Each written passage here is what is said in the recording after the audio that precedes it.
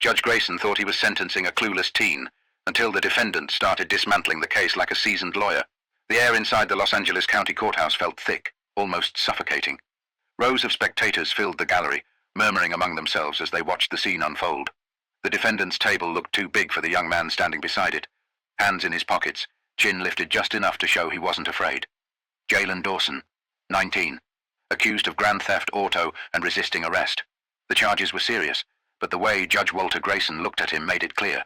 The real trial had nothing to do with the law. Grayson leaned back in his chair, fingers drumming lazily against the polished wood of his desk. He peered down at Jalen over the rim of his glasses, his lips twisting into something between a smirk and a sneer. "You think you're some kind of legal expert?" His voice carried a dry amusement. "This isn't a debate club, kid." A few chuckles rippled through the courtroom. The bailiff, the stenographer, even the prosecutor. They were all in on the joke. Jalen didn't flinch. He wasn't laughing. He had spent years preparing for this moment. Not this exact one. He never planned on standing here as a defendant, but he knew the courtroom like the back of his hand. While other kids memorized basketball stats, he memorized case law. While his friends played video games, he played mock trials in his head, arguing imaginary cases with himself. His mother, Denise Dawson, had worked as a paralegal for over 20 years, and Jalen had grown up listening to the stories she brought home. How prosecutors cut corners, how judges played favorites, how some defense attorneys barely tried. He absorbed everything. By the time he was 14, he could break down a trial better than most law students, but none of that mattered to Grayson. To him, Jalen was just another kid in trouble. "Let's make this quick," the judge sighed, flipping open the case file. "I have a golf game at 2. The audience chuckled again, but this time, something shifted. Jalen's lips curled into a faint, almost imperceptible smirk, because Grayson had just made his first mistake, but the courtroom hadn't noticed yet. The prosecutor, Mitchell Carrington, rose from his seat with the air of a man who had already won.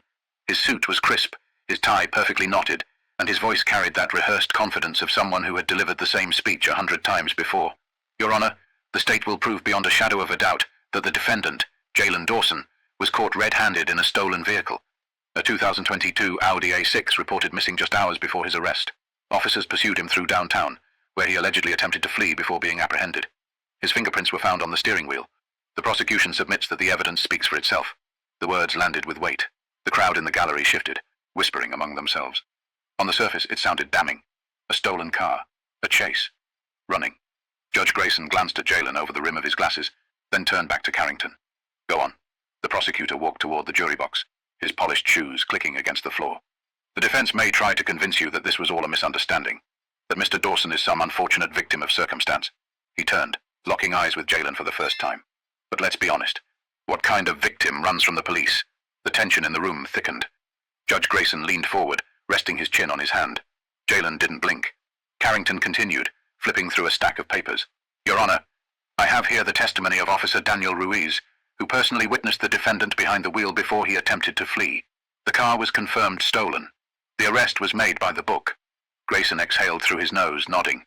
"Sounds straightforward to me. And for most people in the room, it probably did. The case was clear-cut. A stolen car, a chase, an arrest. But Jalen had spent too many years studying trials not to see the cracks.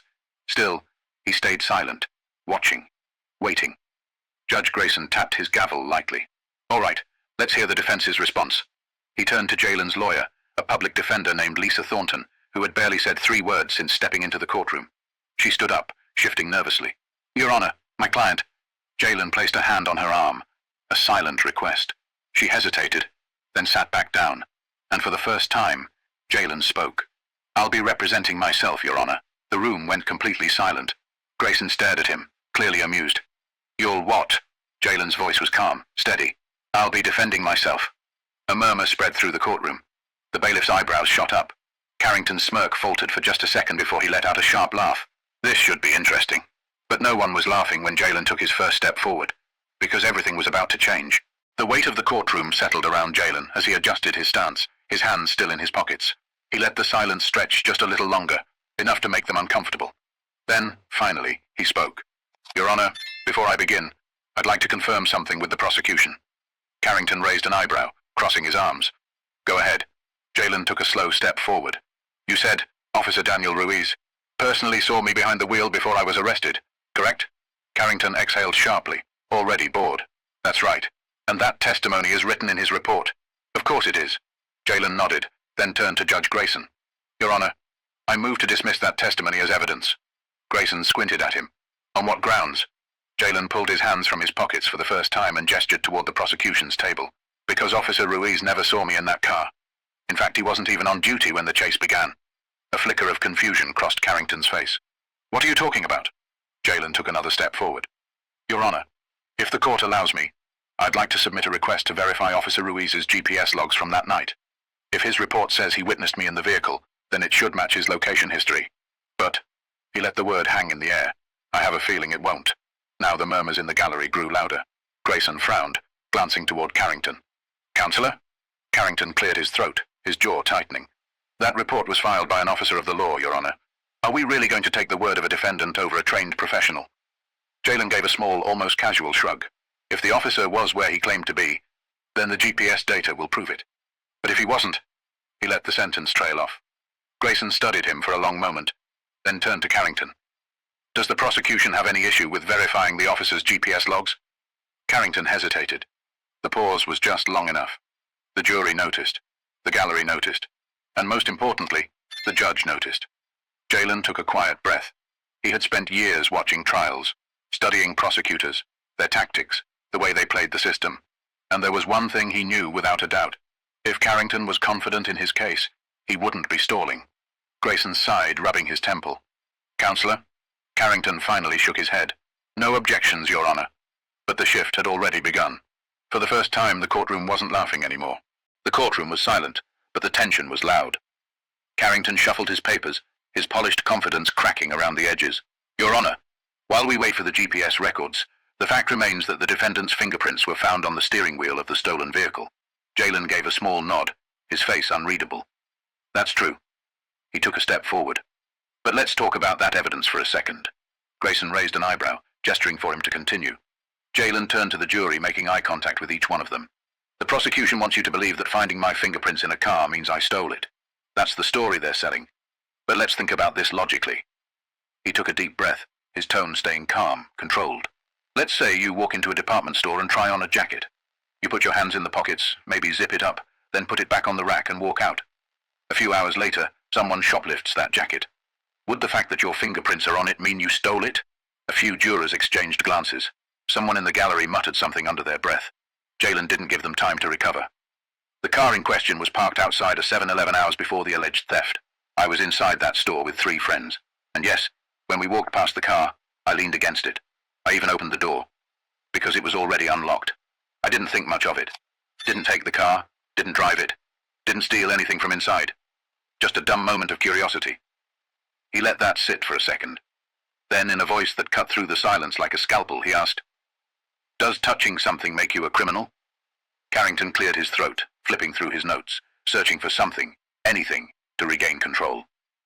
Jaylen wasn't finished. And while we're on the topic, let's talk about how that fingerprint analysis was done. He turned to Grayson. Your Honor, was the forensic specialist from this case subpoenaed to testify? Grayson blinked, caught off guard by the question. He glanced at Carrington. The prosecutor hesitated. Then, reluctantly, No. Jaylen's lips pressed together. So let me get this straight. The state is using forensic evidence to try and convict me, but they didn't think it was necessary to bring in the actual specialist who processed that evidence. No chance for me to cross-examine, ask about the chain of custody, or challenge the accuracy of the analysis? Carrington's jaw tightened. Jaylen nodded, like that was all he needed to hear. Interesting. Judge Grayson sighed, pinching the bridge of his nose. It was the look of a man realizing this case was not the easy win he had assumed it would be. But Jaylen wasn't done yet. Because the next thing he was about to say, it would change everything. Jaylen took a slow step forward, his voice steady but firm. Your Honor, I'd like to enter into evidence an official statement from the owner of the vehicle. Judge Grayson frowned. The owner? Jaylen nodded. Yes, Mr. Raymond Whitaker, the registered owner of the stolen Audi, provided a statement to the police that, for some reason, was never submitted in the prosecution's filings. And I think I know why. He turned to Carrington. Do you recall what Mr. Whitaker told officers the night his car was reported stolen? Carrington's jaw clenched. He knew exactly what was coming. Jaylen didn't wait for him to answer. Instead, he pulled out a printed transcript from his file and read aloud.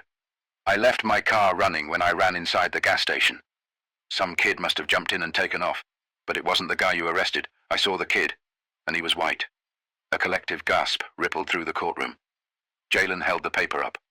That's from the original police report. The same report the prosecution conveniently never mentioned.